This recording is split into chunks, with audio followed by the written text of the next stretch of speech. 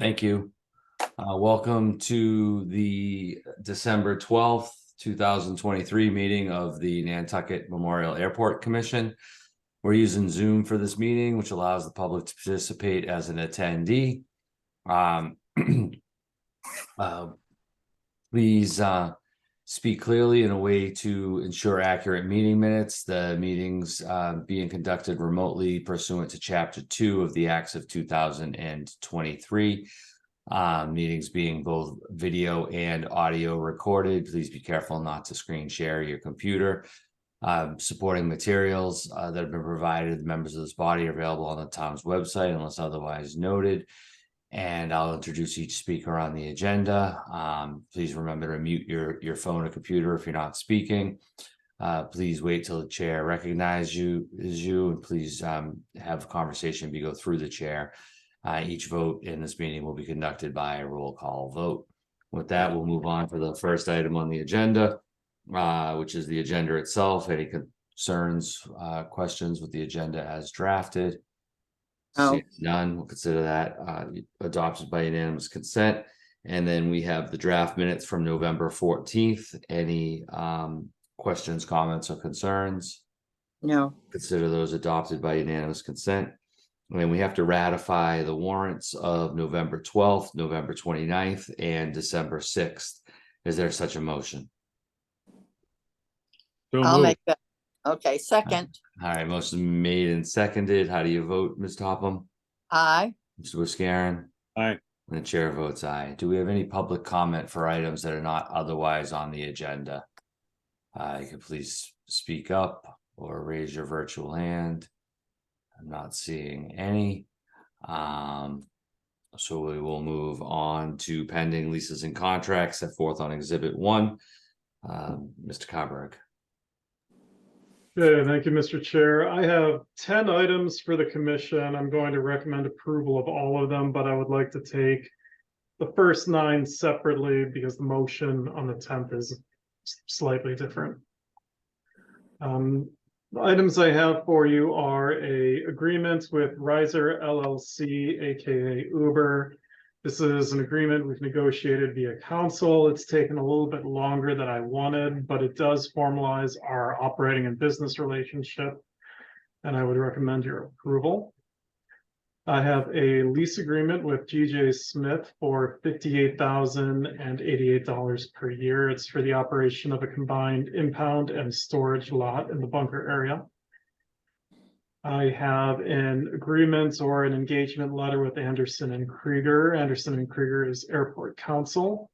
In your packet is the previous year's engagement letter, as well as this year's letter. I do note that there's a rate increase, but my personal opinion is on a value basis for quality of advice and billable hours. It's highly advantageous, and I recommend approval.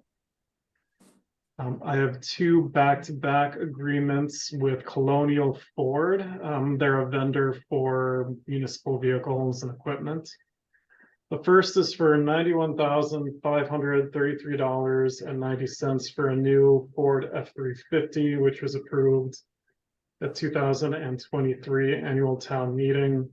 This price does include an aftermarket upfit by JC Madigan for an extended platform, plow package, and plow prep. That's the reason for that price. The second contract is for $109,041.88 for a replacement bus that we use as an FBO shuttle. This was originally approved in 2021 annual town meeting for fiscal year 22 request. I cannot remember the reason why we pushed it off. I think we made do with the bus that we had a little bit longer, but that bus is now at its useful life, so we want to exercise that purchase now. We have a contract with the Shane Group for $273,181. This is for a new Electro tug. We will trade in 2 older tugs. Approval came via ATM 2023, and this is a large capacity tug. Can move any aircraft that currently operates at the airport. We also have a contract amendment with McGovern. This is a non-dollar time extension only to account for some accessories for Airport 11 that have been back ordered and not delivered yet. The large ticket item that we have for you is a contract with McFarland Johnson for $692,000. It's for design for the terminal improvement and optimization project. And again, as a reminder, it is currently self-funded through a 2023 annual town meeting authorization for design and construction totaling $17 million. Our hope is that part or all of this contract could be, all of the contract is probably a little too hopeful, but that a large portion of this contract would be reimbursed with successful future bill ATP application, which is federal funding similar to the AIP program. And then the last item on this list is a contract with CHA Consulting for $177,650 for owner project manager services for Crew Quarters Phase 2 Townhouse. This is funding that would come from the 2022 annual town meeting authorization for consulting and design services. I recommend approval of this now, and I would not issue CHA a notice to proceed until I'm comfortable that we've received positive approval for ATM funding, at least through the Capcom FinCom cycle. But once we're confident with that, I do want this available because we will need our OPM's help to solicit design services and move that along. And then I have one more item, but I want to take that separately after I move for approval, or after commission considers approval of these 9 items. Commissioners, do you have any questions on any of the leases or contracts that Mr. Carver just reviewed? No. Is there a motion to approve or accept the described contracts and leases? I move to accept those contracts. Is there a second? Second. Ms. Topham, how do you vote? Aye. Mr. Buscarin? Aye. And chair votes aye. And back to you, Mr. Carberg. Okay, I beg your pardon, I think I misspoke. I think I've missed one for that group. And that's probably just because it came in a little bit late. Well, I missed the contract extension for Victor. Correct? Yes, that's Okay. correct. So my apologies, I have 2 items for you. I have a non-monetary contract extension with Victor Brandon. We will be utilizing Victor Brandon for our concrete hard stand project because of lead time on concrete and supplies. We've pushed that from now until the spring, and this will extend that contract into I believe October, just to account for any punch list work, and I recommend approval on that contract. Do you need a separate motion for that? Yes, please. Yes. I'll make Thank you. that motion. Was there a second? I'll second it. Motion been made and seconded. Ms. Topham, how do you vote? Aye. Mr. Buscarin? Aye. And chair votes aye. And then the outlier item that I have for you, and I'm going to share my screen if you don't mind, Boyana. You? Cameron Woods will discuss this project in a little bit more detail in her PFAS report. However, the granulated activated carbon system that we use to filter stormwater from the fuel farm has reached the end of its useful life. I don't have a task order amendment prepared for you, but it is a time-sensitive item. This is the task order from approximately a year ago. I think our final price was a little bit more than the $18,505 represented after a couple of maybe an additional oversight fee from McFarland Johnson. It's critical enough that I did want to ask for the commission to give the chair approval to sign this contract when it comes through, if prior to the January meeting, but for a not to exceed $20,000 amount. Does anybody have any concerns with that approach?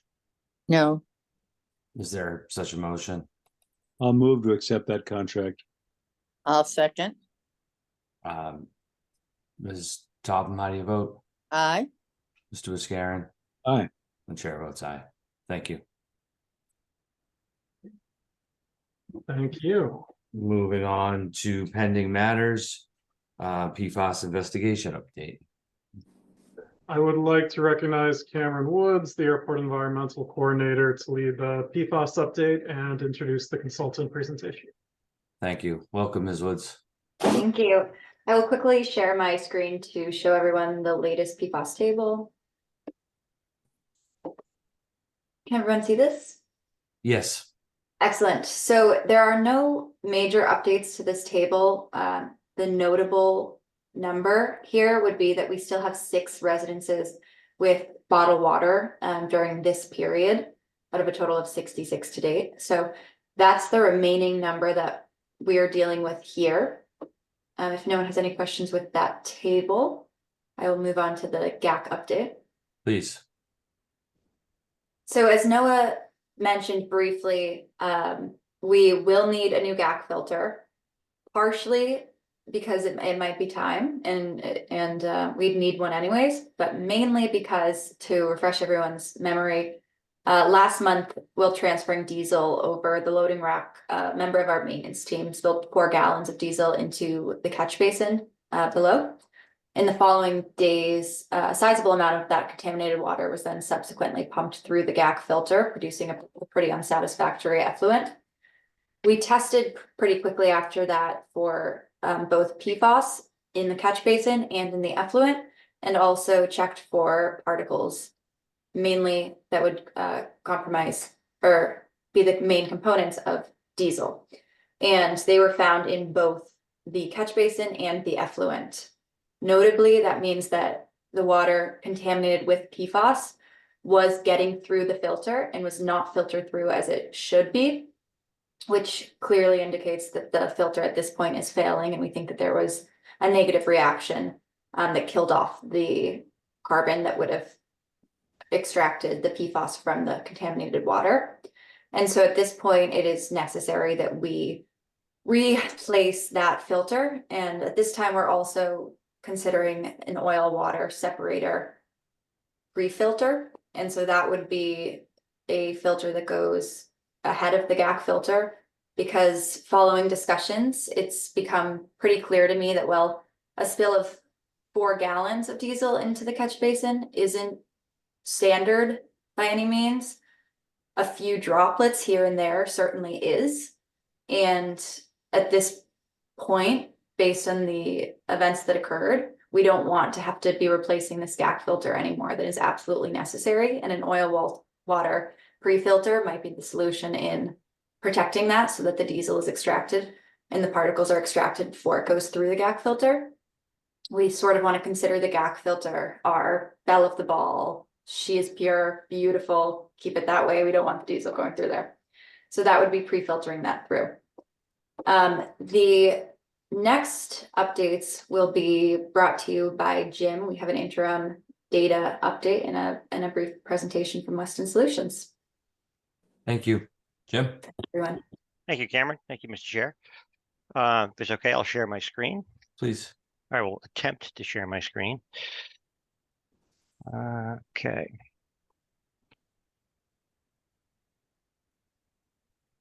All right. You're able to see the commission slides? Yep. Yes. Got a nod there from Noah. Thank you. So it'll be a fairly brief update this time. It hasn't been that long since my last update, so there isn't that much to report on. I'm going to be touching briefly on kind of the 3 aspects of the work that we've been conducting: the private well sampling, the groundwater sampling, and the soil sampling going on at the airport. With regard to the private well sampling, we didn't collect any samples since the last update that we provided on the MVR portion of the property. We currently have 5 properties that are included in the sampling program, because all of the other homes in that area have been connected to the water line. We sample those on officially a quarterly basis. But really what that works out to be is sampling in May and August because the homes are winterized for the remainder of the year. So we just sample them twice a year. So our next sampling for those homes would be in May. And I reported the results of the August sampling at our last meeting. On the west side, we are not currently performing any additional residential well sampling in that area. All those properties, with the exception of property IP, who has turned down offers to be connected to the water line, have been connected to municipal water. So there's no one over there that that requires further sampling. With regard to groundwater sampling at the airport, the kind of remaining objective that we have is to complete the delineation of the horizontal extent of PFAS in groundwater. As I've been reporting in the last couple of commission meetings, we've been working towards that goal.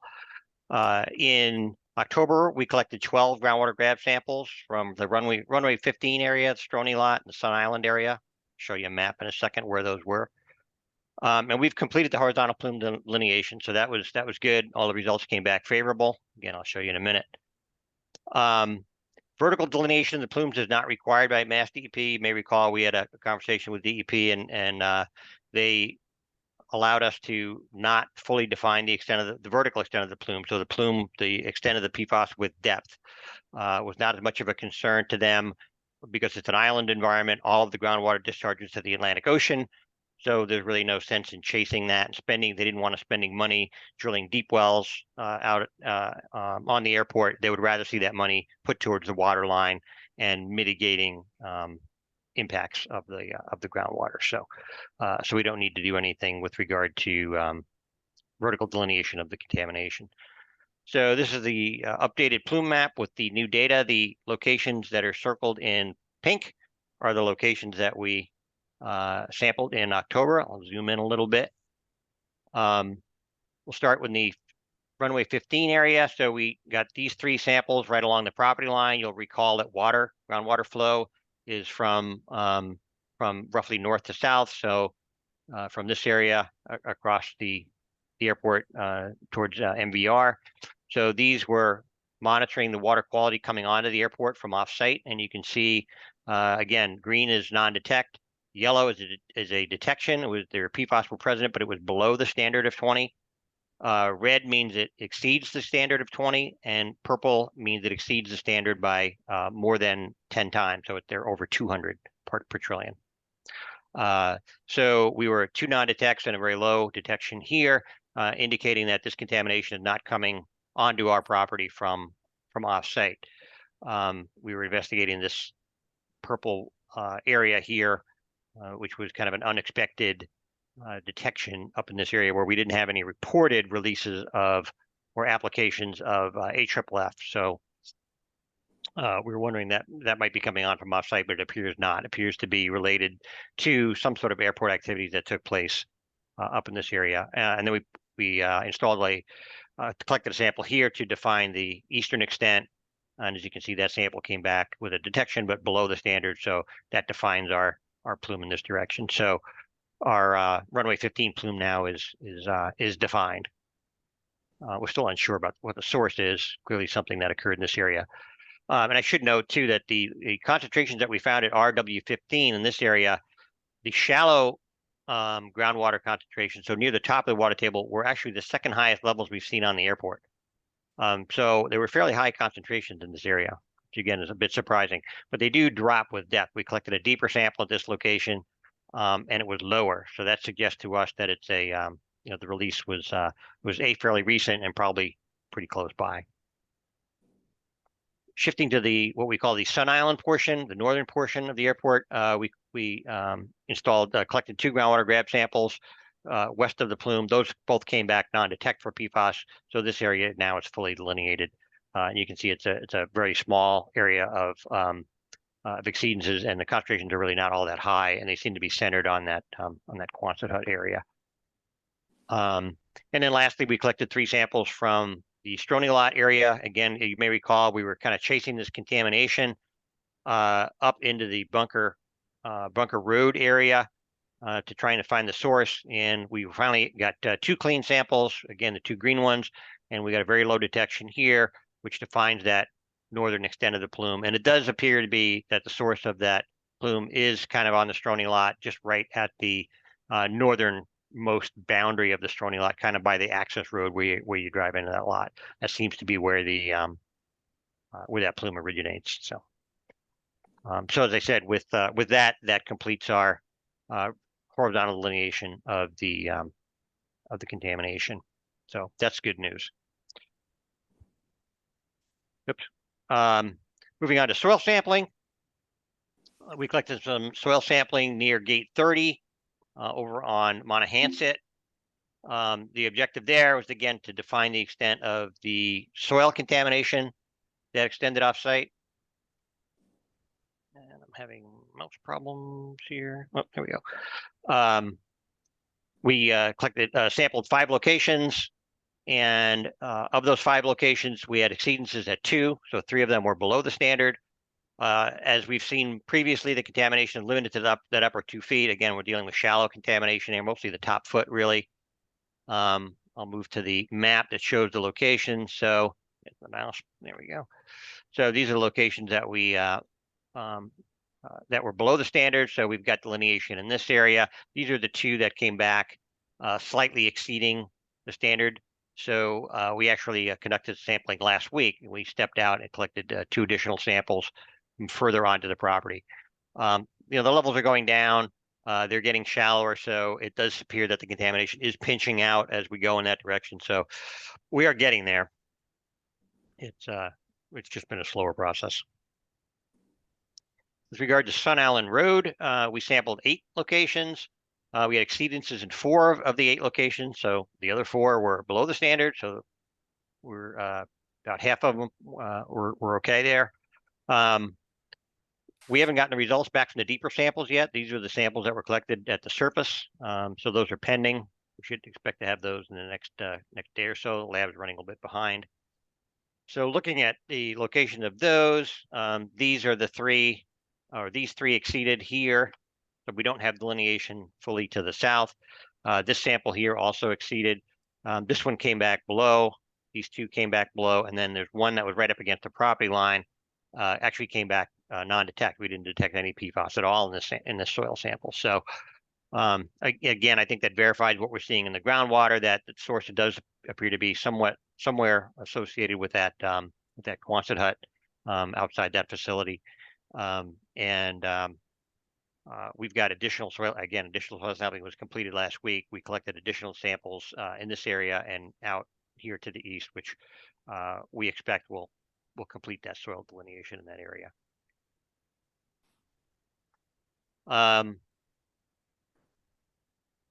So that is the summary of the work that was completed. So again, just touching base, here we are, right? We're completing our phase 2 investigations. We've completed the groundwater work for the most part, and are working on our phase 2 report, which summarizes all of that work, and that report is due March of 2024. So we're working on that. Once we get that report in, then we're going to be shifting gears, and we're done with the investigation phase. And now we kind of turn our attention to how we clean up the site. So the next year, 2024, for the most part, we will be looking at what are our remedial options? Where are we going to? What are we required to do? And what are our options? Remedial options there. So additional steps, planned work. As I mentioned, we had a December mobilization, which was last week, where we conducted additional shallow soil sampling, again along Monahanset Road and Sun Island, those locations where we had exceedances. We stepped out, collected those. Our expectation is that those are going to come back, hopefully below the standard, and then we'll be done with soil sampling. We do have a January mobilization as well. This kind of got delayed. The driller had some issues getting some ferry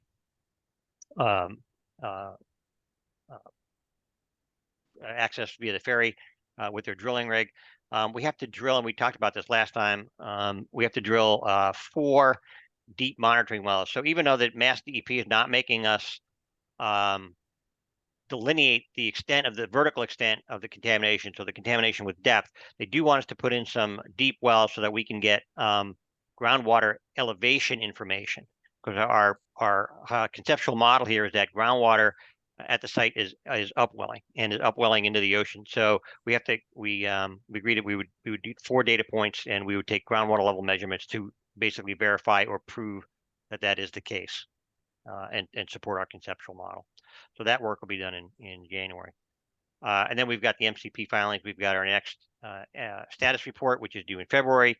And as I mentioned, our phase 2 comprehensive report that pulls all of this stuff together is due March 3rd. And that's it for this month.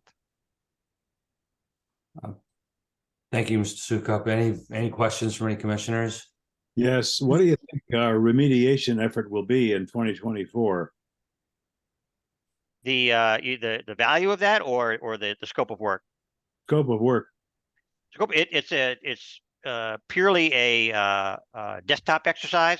So what we'll do is we'll look at the extent of the contamination and the summary it'll be based on the phase 2 report. So the phase 2 report is going to pull all of this information together. What our understanding of groundwater contamination is, what our understanding of soil is, where are the receptors, where do we have any ongoing risk that needs to be mitigated, and then we evaluate. We look at the kind of the universe of remedial options that are out there, and select ones that might be appropriate for this site. So that's how the process works. I think going forward, we've already done a lot of work mitigating. We've certainly mitigated the groundwater exposures already by putting in the water line and connecting up the homes on the west side, connecting up the homes on MVR. So we've really kind of done a lot of that work already. So the expectation is that that study is basically going to verify that the work that we've already done has essentially addressed those risks. A couple things that are outstanding that we will have to deal with is the soil contamination that is off the airport on Monahans. We're gonna have to evaluate that, and likely that's going to be some sort of excavation. Again, it's shallow contamination, so hopefully there's maybe a soil scrape there. We can bring that soil onto the airport property and ideally use it as part of the berm project, or possibly some other projects, capital improvement projects that the airport is considering. So that's kind of our big picture thinking at this point. Okay, thank you very much. And I had a question. Where do you, or do you know yet where the deep wells may be going? We do. I can go back to this map. So we basically scattered. So you can kind of see, but if you take a big picture look at the airport, we've got kind of 2 major plumes, right? I call them the western plume and the eastern plume. There's also the small northern plume here. But so what we did is we put 2 wells in each of the large plumes. So there's going to be one that's going in down in this area, and then one that's up near the terminal area. Same thing on the eastern plume, one up near the head of the plume, the source of the plume, and then one down further. So, and what we expect to see is that the wells that are up at the northern end, we should see either possibly slightly downward vertical gradients or just horizontal gradients. So the groundwater is not really moving up or down, it's just moving horizontally. And then as we get closer to the ocean, we should see that deep groundwater starting to move up, or that moves up and discharges into the ocean. So that's what we're hoping to prove with those wells. And we worked with closely with NOAA, Preston, and MJ to pick locations that were going to be not interfere with airport operations, because we do require a bigger drilling rig to drill down to these depths. And there is concern there with mast height and lighting and other aspects associated with aviation. So we work closely to pick locations that would minimize those impacts. And will those wells be remain in place and capped and suitable for airport use in the future for any sort of just regular monitoring, or they're being installed in such a way that they may have just become another data point for the airport if needed? Exactly. Yes, Mr. Chairman. Yeah. That's exactly the intent, is that these will be long-term monitoring points, either for groundwater quality and or groundwater hydraulic data. Excellent. But yeah, ideally, down the road, eventually we're going to need a monitoring program for the site. Because the expectation is we're not going to have to do any active remediation of the groundwater. So but we will need to monitor it long-term. So these would become part of the long-term monitoring program. Excellent. Thank you. Sure. Mr. Biscarin? Yeah, I mean, if you drill down 100 feet in these areas, actually you just hit water. The water is, depending on where you are, if it's along the southern edge of the property, groundwater is between 15, 20 feet down. As you get up towards the terminal area and in the northern part of the airport, it's down around 50, 60 feet, just before you get to the water. So these wells are actually going to be about 200 feet deep. Yeah, it seems to me that if you're punching a hole in the ground 100 feet or 200 feet deep, aren't you going to invade the lens of water from which our wells come from for drinking water? No, actually the drinking water wells are actually fairly shallow. They're really not that much deeper than the residential wells that are that we've been monitoring around the site. So the groundwater, the freshwater lens, as we call it, in an island type of a setting, actually goes very deep. There's a, I'll get too technical, but there's a something known as the Heisberg blanking on it phenomenon, for lack of a better term, which basically indicates that for every foot the fresh groundwater is above sea level, it extends at least 10 feet below sea level. So it's kind of like an iceberg type of situation where you have a shallow freshwater lens on top, but it goes very deep, extends very deep into the underlying saltwater. So yeah, so we won't be getting close to that. So my concern was that these wells might facilitate penetration of PFAS down into our drinking water. That's not going to happen? No. The aquifer is it's all sand and gravel, so there's really nothing that prevents groundwater from moving up or down already. So if the groundwater wanted to get down deeper, it would. Okay. Thanks. I think it's kind of exciting for the island to have for us to have some 200-foot deep wells from a science and environmental investigation, sort of as part of the whole thing. Not sure there's much of that on the island. So that's, if we have to do it, I think it's a good thing. And I'd like to see them, as you're doing, be sure that they're, in a way and in a location where they're really long-term, given the investment, I'm sure, that is associated with those installations of those wells. Everything else, I didn't have any other questions. Anybody else? No. Thank you very much for the update. You're welcome. Thank you. And back to you. Did anyone else? I know Mr. Carberg said he lost his. Are you back online with audio? I think so. How do I read? Yep, we got you. So unless you had something additional on PFAS, we can move on to crew quarters. Okay. Thank you, Mr. Chair. And with your permission, I'd like to, Jim and Cameron are welcome to stay, of course, but with your permission, yes, let certainly. them on their way if they would like. Before I go though, actually, Mr. Chair, I have one final update that I forgot to share with the committee. Yes, please. Today, I represented the airport and the town's second PFAS summit that was held in the trailer. The objective of the meeting was really to continue sharing information and promoting a collaborative environment across the various town departments for all activities and projects related to PFAS. And it included some of the, I would say, key decision makers from the landfill, wastewater treatment facility, water department, and public works department, as well as a number of environmental contractors that came from off island. And I thought it was a pretty productive meeting. I found it very interesting to hear about how some of the other departments are handling the issue of PFAS. And rest assured, they are handling the issue of PFAS and having to deal with it just as we are. It did become very clear to me throughout the summit that Nantucket as a whole truly is ahead of the curve in identifying, monitoring, and remediating the PFAS impact. And the airport is irrefutably leading the pack in that sense, which I suppose is the silver lining of having to be the first to deal with it.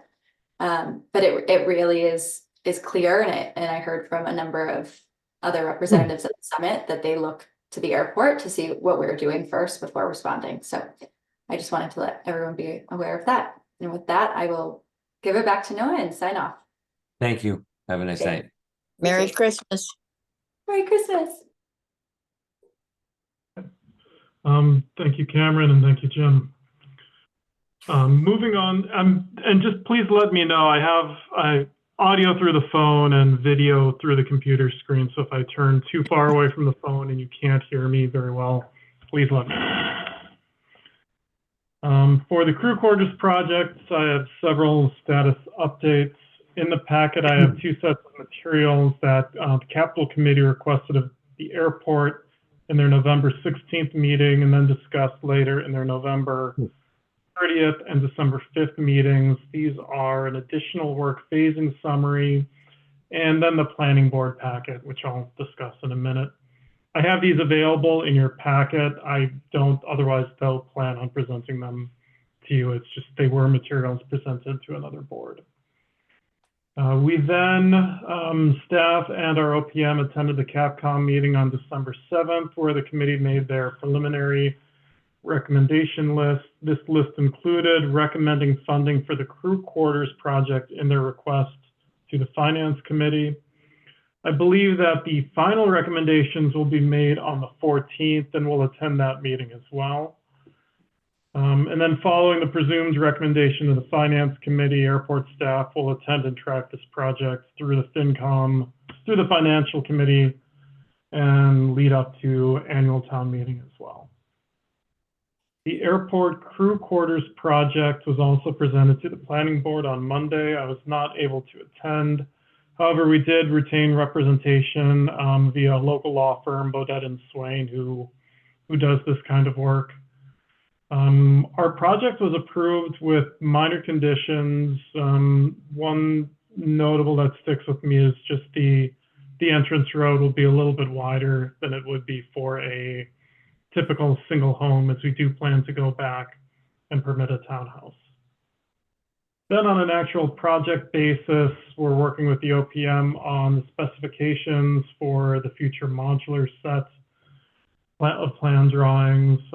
We've been coordinating with the Department of Public Works. The DPW has indicated they would wait for the airport to do their sewer cut before any paving project or repaving on Novadear Farm Road. Obviously, we wouldn't want to cut into a newly paved road. And then I believe our OPM is working with the engineering company and National Grid on determining electrical loads.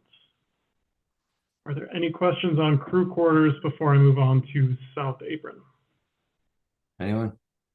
Oh, Okay, thank you. Okay, South Apron project. Preparation for the South Apron expansion project is underway. I wanted to spend a little bit of time discussing those project details here, and then I'll conclude with summarizing the public meeting. So mobilization activities are underway, which are taking the form of 2 different items, deliveries and general site setups. For deliveries, material barging and transport with staging on site has started and will continue into February. We're receiving weekly look-aheads on material deliveries from our engineer. Deliveries of stone are made over 5 to 10 dump truck loads per day, approximately 3 days a week, via gate 30B on Monahans Road. There's a gate guard there to avoid our driver monopolizing the road and stopping traffic. Drainage materials, structures, and pipes, those come on a longer trailer, a semi-trailer. But they arrive on specific boats and on specific times, typically Saturday at 1:15 and 6:30 p.m.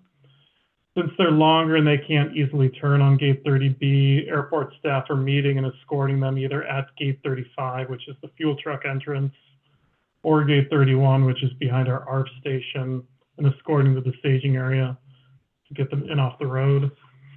Other site mobilization has involved the placement of a temporary trailer, setting of barricades, playpen, some folks in survey vests out there, coordination like that. If you're driving by, those might be some of the items that you've seen. Construction will likely start in early March, and those initial construction activities might include items like excavation for drainage and stormwater infrastructure, berm construction, and mowing of vegetation. Paving would likely be a summer activity. Again, this is just an early look ahead, and we will receive and give our thoughts back to the contractor on a more detailed schedule ahead of our public meeting. I do have Mr. Lasden here. Before I go into the tentative public information meeting, are there any questions on current mobilization activities for either Mr. Lasden or myself?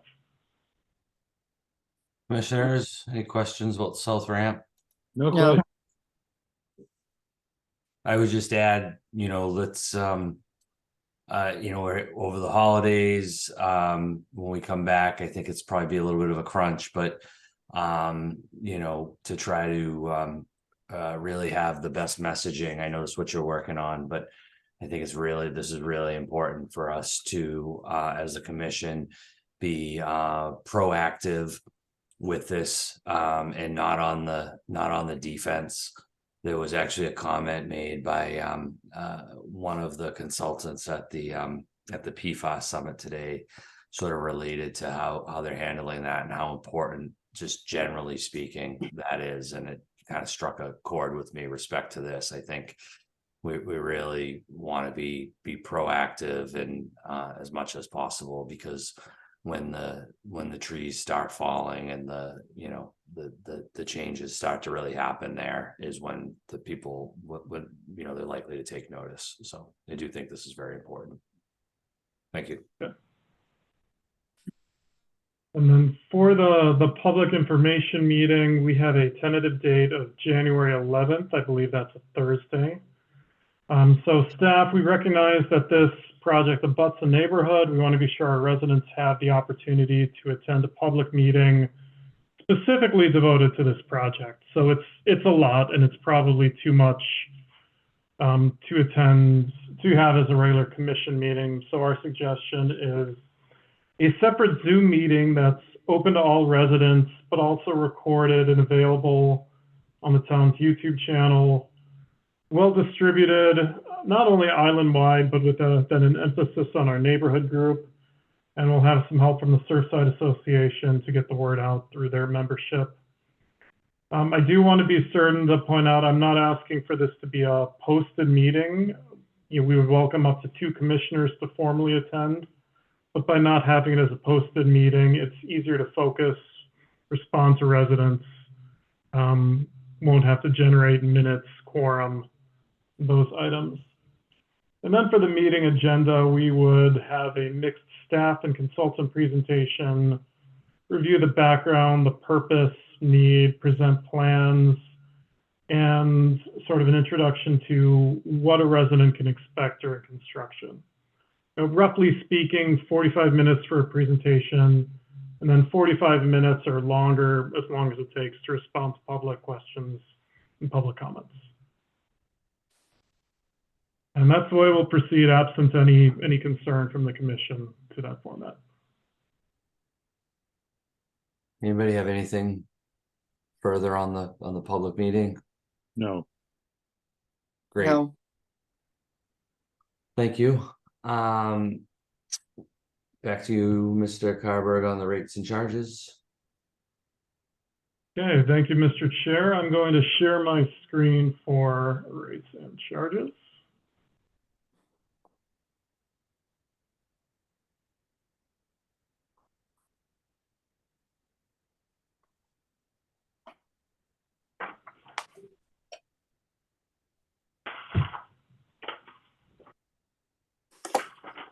Okay.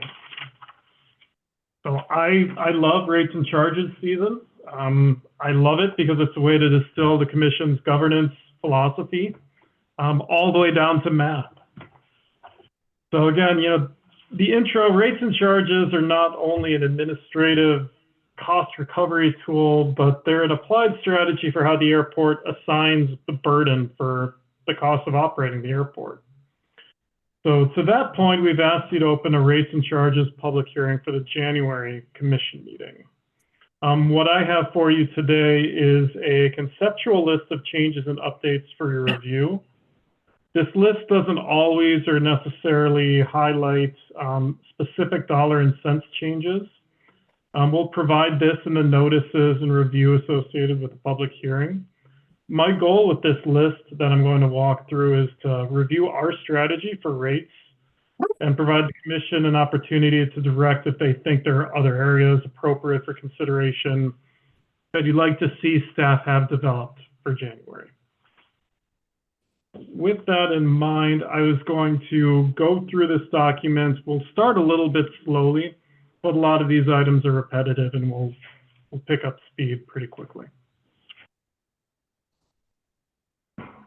So for our terminal office space categories, we are in the middle of an appraisal. We had the appraiser out here today. These costs have not been reviewed in, I think, the better part of a decade.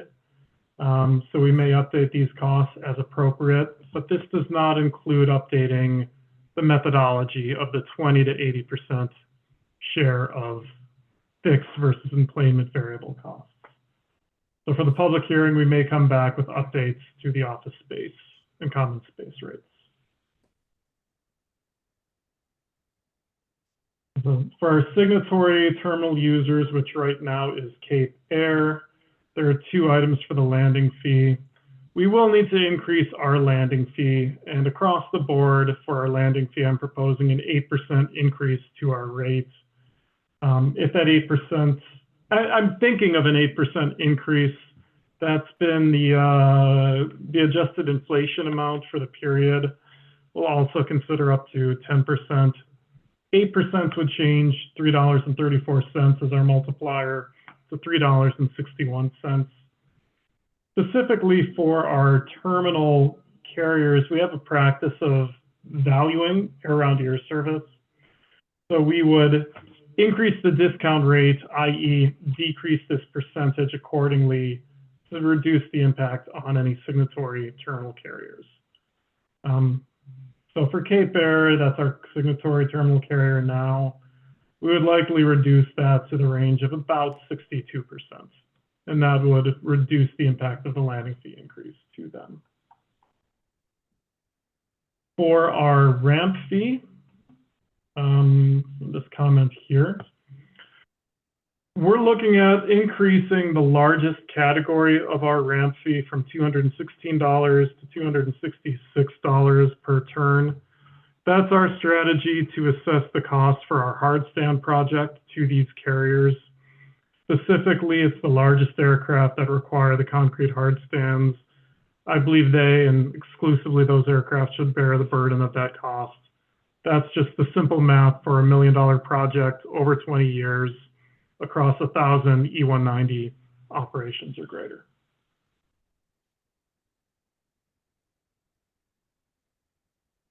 I'd carry forward the same basis for our remain overnight fees on the ramp. That's with that comment.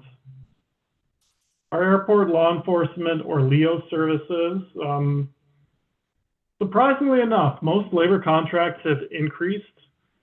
Fortunately for our carriers, the duration of the schedule this summer was a lot less. Airlines have gotten into the practice of canceling sort of late or creeping delays. So the net result, even though the labor contract was higher, staffing hours were reduced for the summer, which reduces our carriers' cost of 27 cents per enplaned passenger, down from 39 cents. So it's a pass-through for us, but it's less overall. I am proposing an increase to the penalty for operating without an agreement. We had one entity that would not return a signed agreement. They returned their business fee, but they were very late in returning their signed agreements. I'm hoping I never have to collect this, but I look at this as a motivational penalty for our business partners to return their agreements in time. Again, a tool to promote compliance. I'm not budgeting to collect this revenue. It's not a gotcha kind of fee. The office space adjustment, I previously mentioned. The landing fee adjustment, I'm sorry, I'm into our non-signatory terminal user category now. So some of these charges will repeat and sound familiar. So again, we'll look to assess the landing fee by the same 8 to 10% multiplier. Ramp fees will increase for our heaviest operators. Again, that carries forward to the remain overnight fee, the LEO service, penalty for operating without agreements. Same comments I went through in more detail previously. Our FBO users for scheduled service, I just striking through for an update for staff. For aircraft under 6,000 pounds maximum gross takeoff weight, I suggested 550 based off of feedback from my staff. They said, just make it $6. We hate dealing with quarters.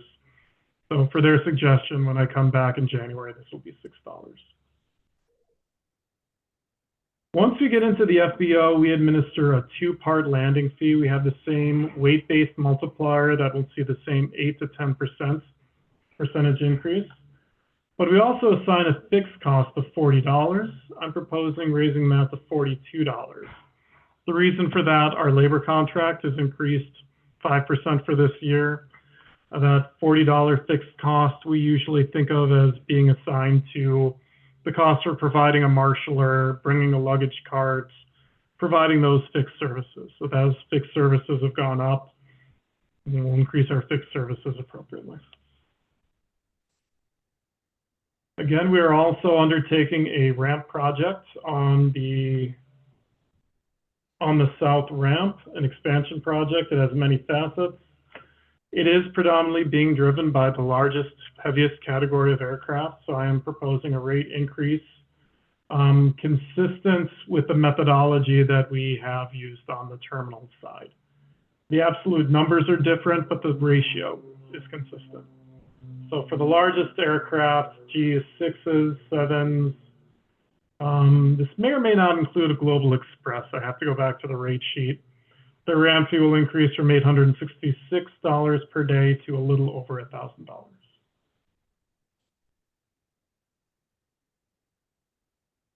And for our fixed base operators scheduled service, we are carrying through the same items.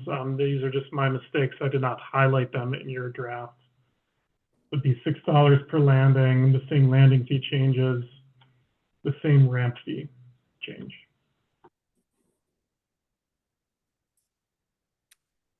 For our tie down holder and hangar tenants, I am deliberately making no fee change at this time, and that's because of 2 reasons. If they come up, the first is we're working on, in our annual leases, which renew in April, adding a liability cap for hangar rash items. Unfortunately, to control costs for everyone, we have to introduce a liability cap if we scratch someone's aircraft and moving them around related to those specific individuals. We're doing that to keep costs low, but if there is a hangar rash incident in the future, our damages will be capped, and that will be a net increase to that potential recipient of the hangar rash. And then the other is Hangar 4, we're working on identifying and making some civil improvements to a slope on a ramp that is the cause of many of those hangar rash incidents. And we'll have to assess the cost for that improvement back to our GA base. So in the next year, they will be assessed a premium. I feel it's appropriate to assess that premium based off of those costs next year when I have better information. We have a couple hangar rental rates that are specifically, they did not escalate at the 10 times factorial that other rates have, so we are taking that opportunity to correct them here. Item C, I wanted to spend a minute to talk about a potential fuel discount for our general aviation hangar tenants and holders of tie-down agreements. And for this item, I wanted to present that there's a basis for disagreement among staff. We provide a lot of discounts already with our hangar tenants. They're not assessed a ramp fee, a landing fee. There's free parking. Our hangar rents are greatly discounted as is. So there's a basis to say we don't need to present them with a fuel discount. They also don't tend to take a lot of fuel. On the other side, however, there are arguments that, well, you know, these pilots are really getting beat up in the marketplace with costs for ownership and maintenance. It's not a lot. Maybe we can offer them something. It doesn't really hurt our bottom line. The item that really resonates for me, however, is specific to Jet A. This summer, we've had to manage a very aggressive markup when we've been short on Jet A. And some of our tenants who utilize Jet A have been caught in the crossfire. So it might make sense to offer a fuel discount, but for Jet A only. We're going to continue to think about this as staff and have a recommendation for you in the public hearing, but I wanted to present the concept and the basis for disagreement. So if you as a commission had feedback for us now, we could consider that. Pardon me for one moment.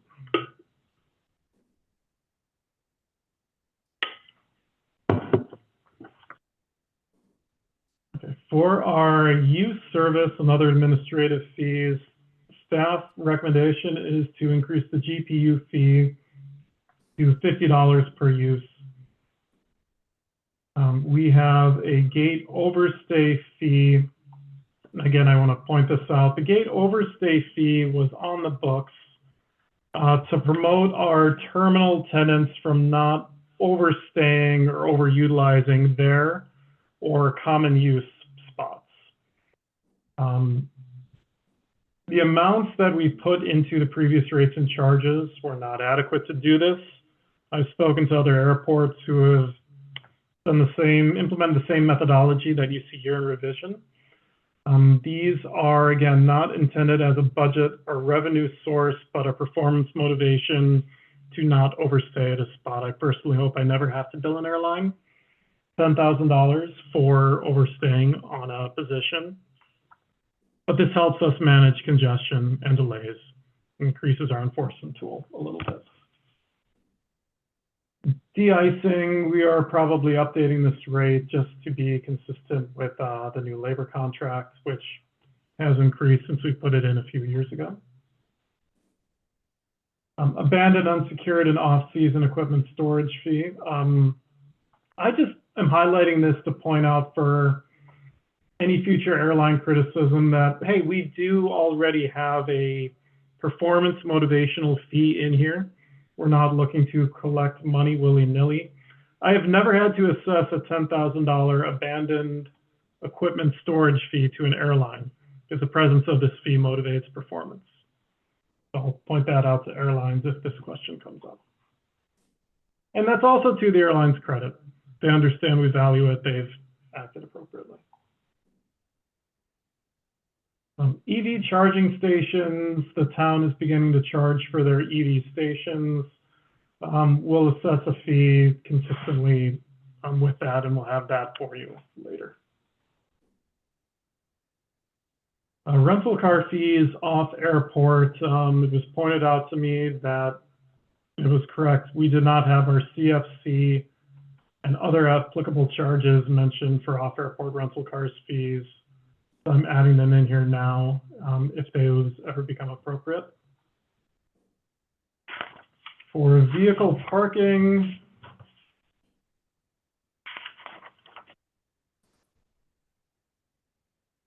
we will come in and we will propose some changes. I think we'd like to get rid of the 3 to 8 hour assessment, as well as we have some rate adjustments upward. We might also combine the two lots.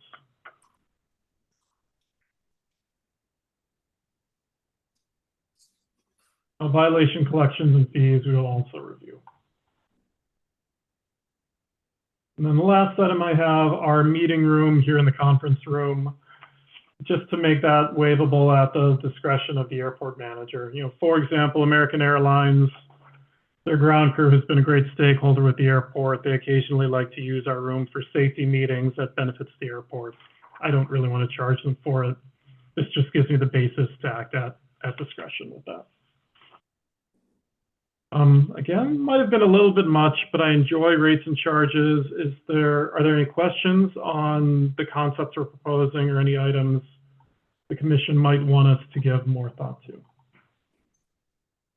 Commissioners? Questions? I certainly support keeping our fees up. I appreciate this. I think maybe just a little bit more discussion and thought on the fuel discount. It seems like maybe we're kind of on both sides of that. And I know this isn't the actual public hearing. So I don't know if we want to either go back to that or you know, lay out what the maybe a you know, is there an A, B, and C option? Is it simply what it is versus none at all? I guess that was the only thing that I didn't quite catch completely. Sure. I can provide some more information on that. My original idea was to propose a fuel discount, which is the same basis that we provide to our signatory terminal tenants. And I believe that is 95 cents below retail on Jet A and 50 cents below retail on avgas.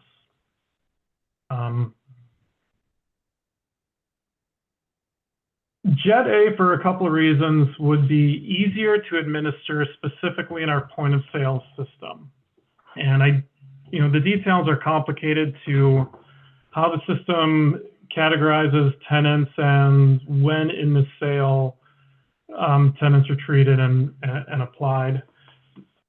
It's a lot harder to do for avgas. The sales of avgas specifically are also lower. I think tenants as a bulk only uplifted about $4,000 in sales value of fuel a year. So it represents a very low discount available to them. There's not a lot of money for them to save as individuals or as a group.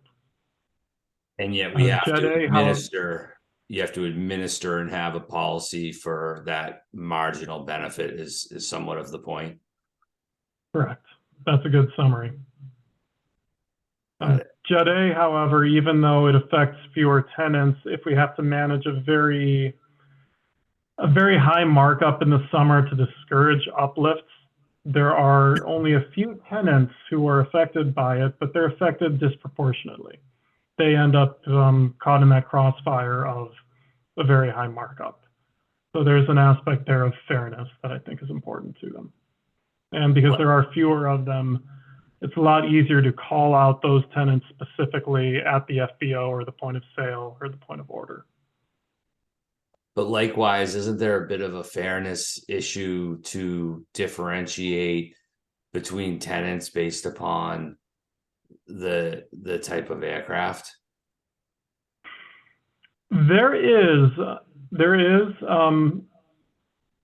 However, we have differentiated with our signatory terminal policy. The discounts aren't equal in fuel. For example, we manage to a much lower markup on avgas. We've traditionally taken the view that avgas is a service we provide as opposed to a revenue center. We've never treated it as such. I see. Jet A, however, we do, and I don't want to sound gauche, but we treat it as a revenue center and a revenue generator for the airport. I see. So it's more about not the aircraft type, but the actual fuel type. I know that might be semantics, but that you'd be that the focus would actually be on. Correct.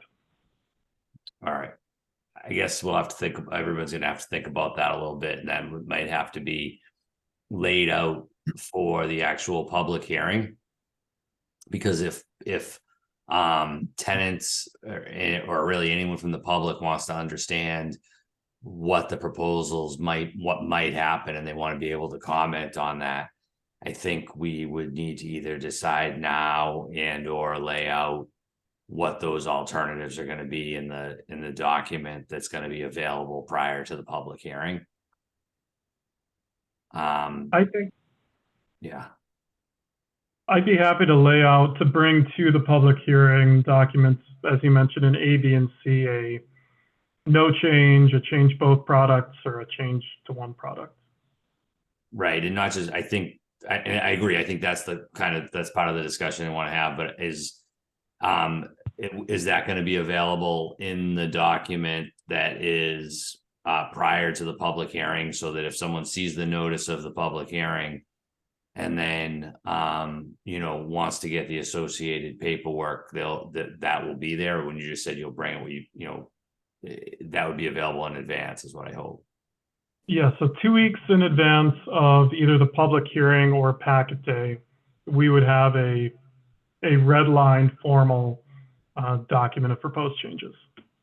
Thank you. That's what I'm hoping, is that it's just clear for them to to consider, and then the commission could have the bigger policy discussion, perhaps even with the benefit of some input of the tenants that may become aware of that potential change.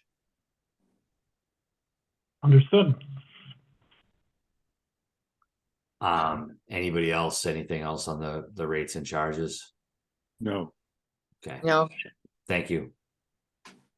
I think we can move on to our the final draft of the operating budget. Okay, thank you, Mr. Chair.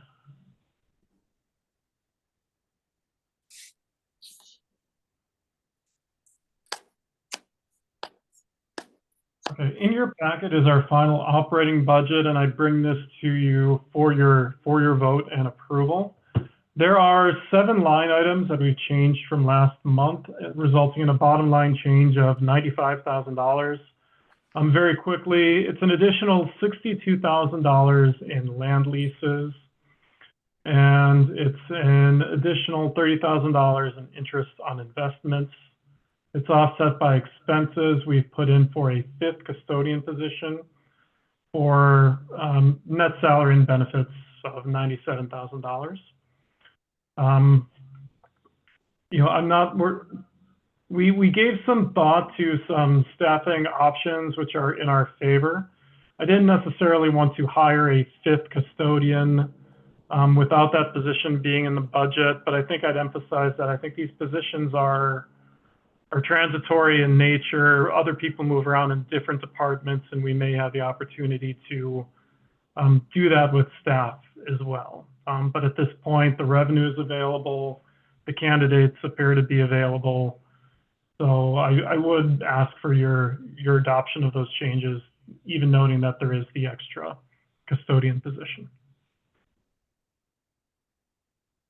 Anybody have any concerns with that approach? I think it's unanimous consent to proceed as you'd like. Thank you. That leads to my manager's report.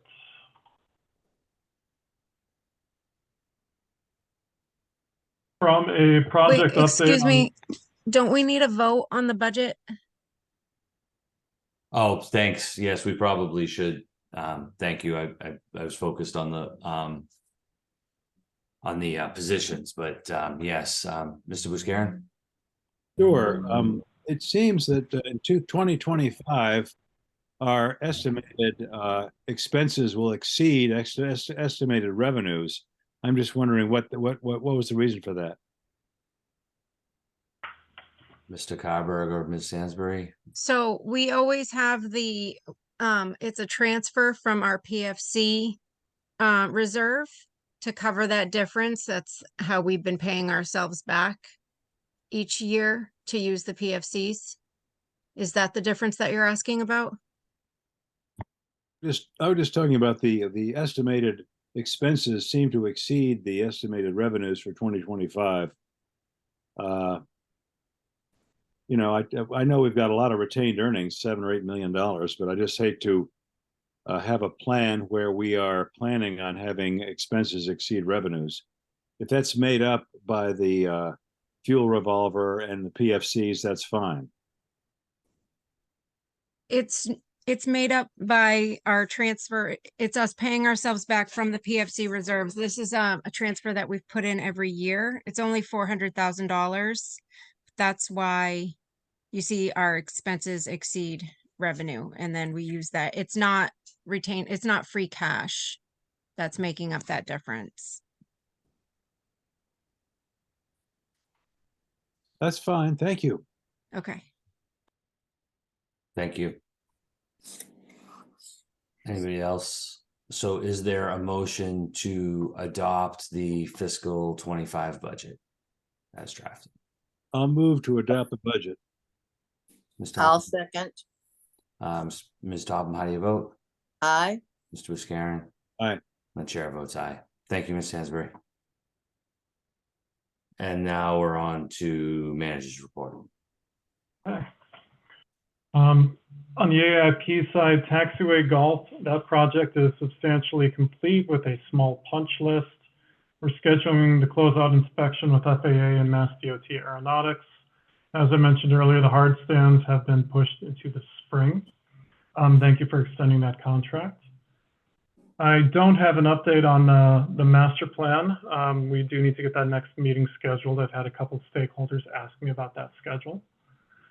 On our geometry project, we're completing an updated taxiway naming nomenclature associated with geometry changes and some FAA recommendations. We're extinguishing a 1980s era modification of standard to taxiway F. These are good things.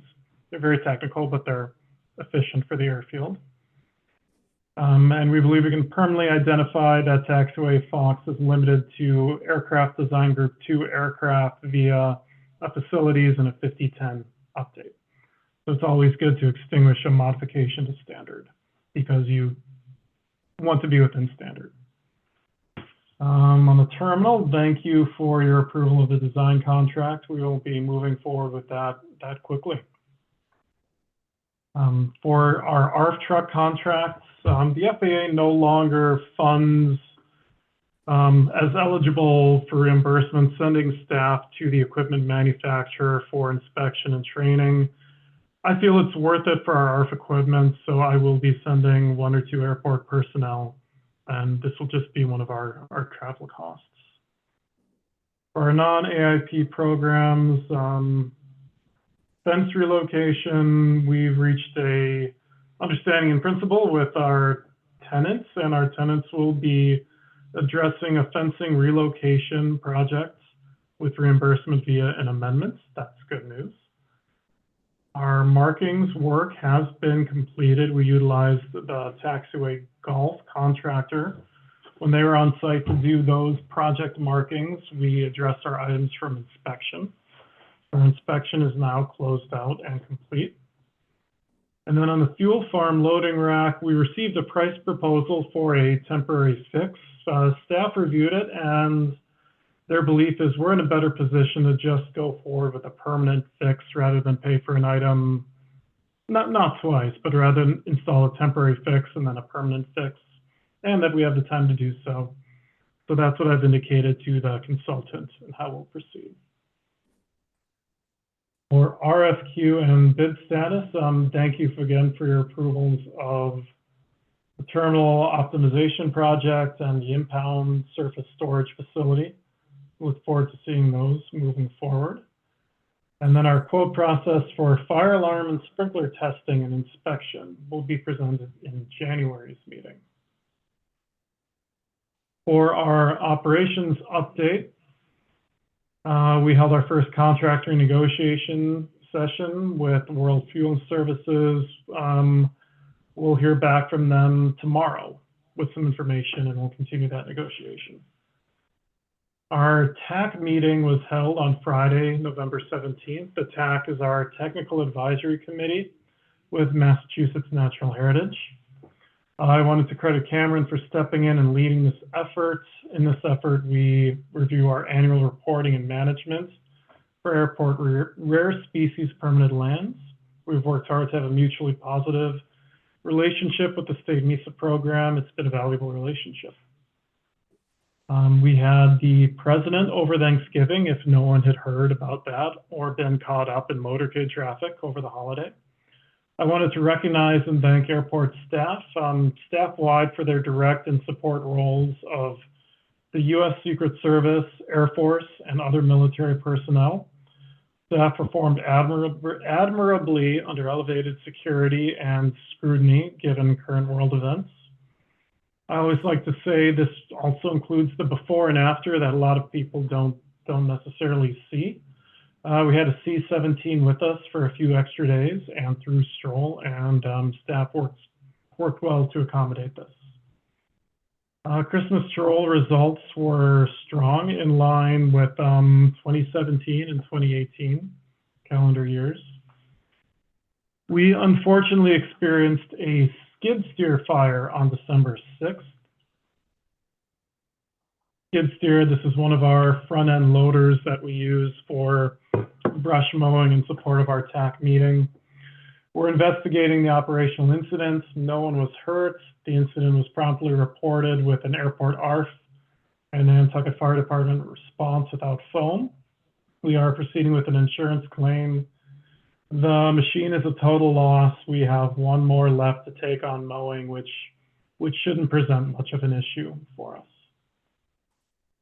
On air service, I've received an accommodation request from a new operator. I will reach out to them. Actually, I have reached out to them to discuss specifics. However, I'll just express my own viewpoint that accommodating any new or incumbent expansion is becoming more and more difficult with our facilities.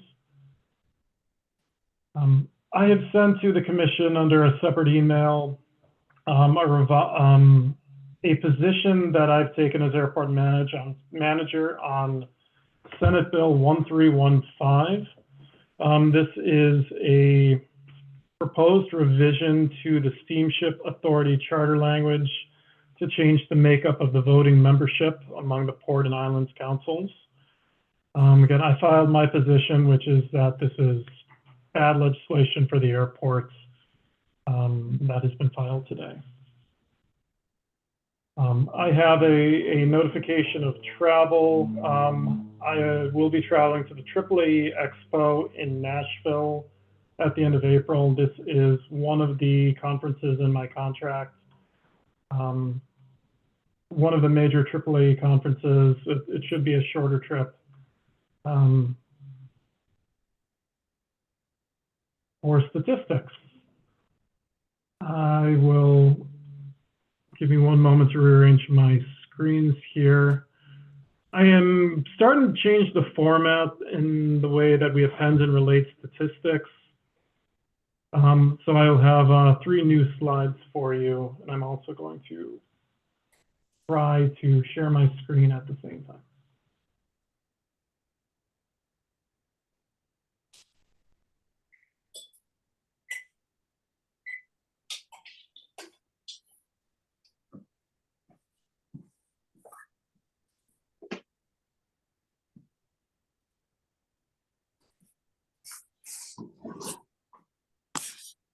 There we go.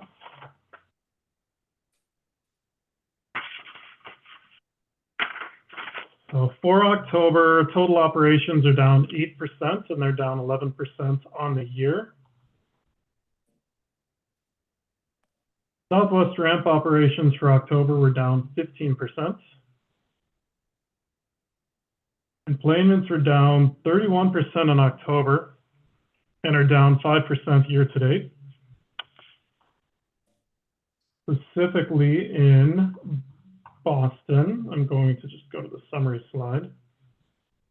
Boston enplanements are down 51%, with Cape Air down 5%, JetBlue down 70%. For DCA, JetBlue was down 71%. For New Bedford, Cape Air was down 4%. Again, this is for October. White Plains, Westchester County, JetBlue is down 41%. Cape Air Hyannis is down 36%. JFK JetBlue was down, I'm sorry, JFK JetBlue was up 68%. And JetBlue for LaGuardia was a decrease of 33%.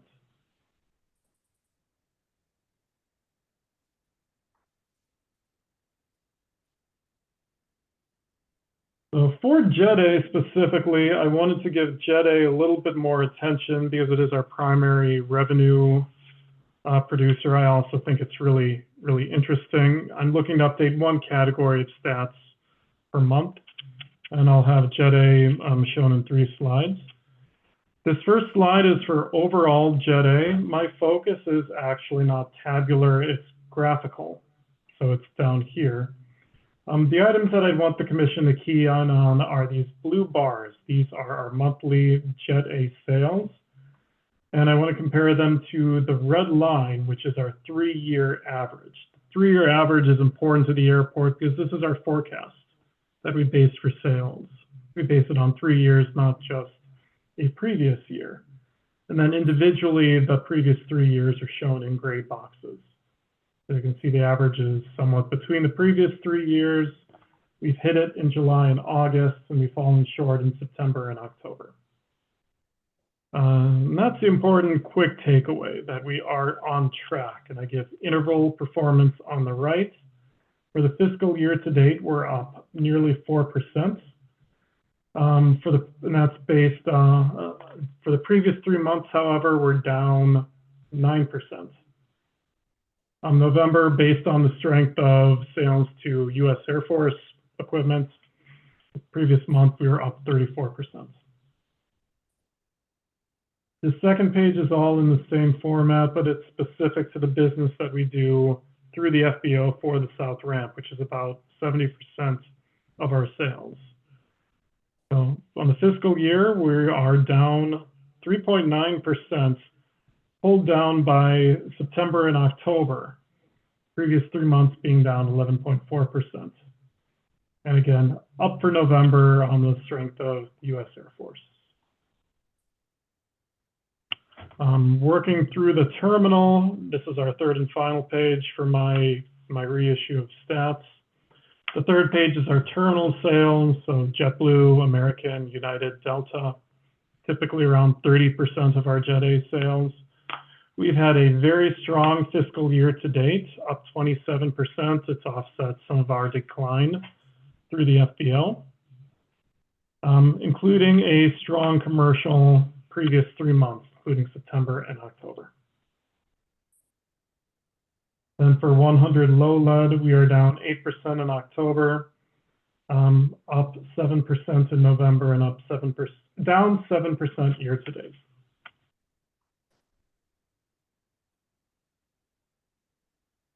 Freight is down 4.6% in October and down 12% year to date. Cape Air Freight and the mail are up, with UPS and FedEx down. And then for October, we had 6 noise calls with a breakdown given accordingly. Are there any questions on statistics before I conclude with personnel? No. No. No. Okay, for personnel, Claudia Goosley-McFarland has submitted a notice of resignation from the FBO. Claudia has been a valuable member of our team for the previous 2.5 years, and we will miss her greatly. We wish her and her family the best of luck in their next adventure off island. We had a separation of service from operations. We're also interviewing FBO and custodial candidates. I think this will end well, but I don't have an announcement yet. What I think is great news, Preston Harriman, the Assistant Airport Manager, has sat for and passed his American Association of Airport Executives Certified Member Examination. The CM certification is an endorsement of dedication to one's airport career and signifies that Preston has diverse knowledge of the primary function of the range of airports and airport operational systems in place at airports across the country. Preston has proven himself a well-rounded airport professional and deserving to sit at the table with top airport executives across the country. So please join me in thanking Preston and congratulating him. good. Nice Very job, good. Preston. Great job, Preston. Thank you. That concludes my report. Great, thank you. Does anybody have any questions on any aspect of the report? No, thank you. Do we have any commissioners' comments? None. None. None? Same. Public comment for items not otherwise on the agenda. Not seeing any. And with that, I would entertain a motion to move into executive session per general law, chapter 30A, section 21A, to review the executive session minutes enumerated on the agenda. Clause 3, to discuss strategy with respect to litigation regarding Walsh. And clause 3, discuss strategy with respect to potential litigation regarding Turo, both of which, where the chair has determined an open session may have a detrimental effect on the litigating position of the Airport Commission, not to return to open session. Is there such a motion? I'll So- make that motion. Second. Ms. Topham, how do you vote? Aye. Mr. Wiscaron? Aye. And chair votes aye. Thank you all very much and Merry Christmas.